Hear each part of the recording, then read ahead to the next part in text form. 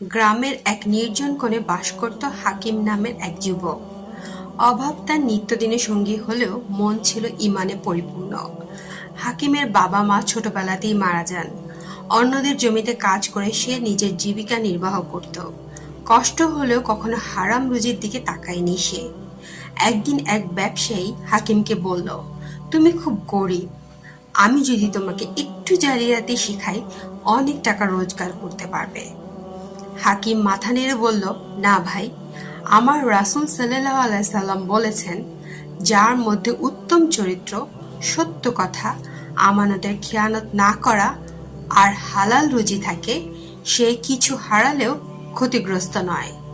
আমি এই কথায় বিশ্বাস করি। দিন যায়, মাস যায়, হাকিমের জীবন চলে অভাবের মধ্যেই।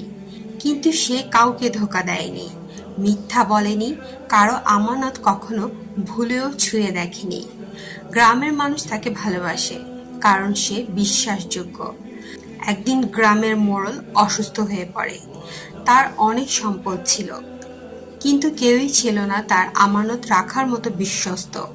তিনি লোক পাঠিয়ে হাকিমকে ডাকলেন। হাকিম, আমি দেখেছি তুমি কখনো মিথ্যা বলো না, মানুষের জিনিসে খেয়ানত করো না, আর হালালেই সন্তুষ্ট থাকো।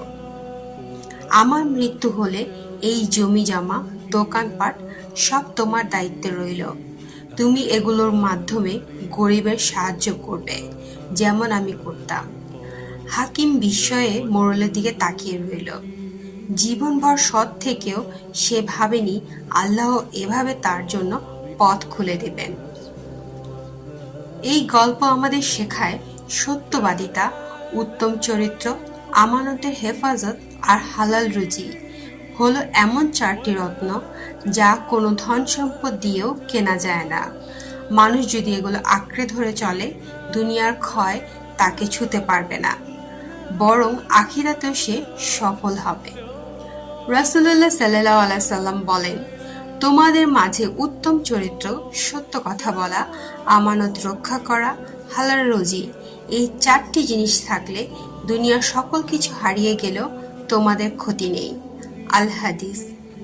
আসুন আমরা হাকিমের মতো চরিত্রবান মানুষ হই, দুনিয়া হারালেও যেন আখিরাতে জিতে যাই।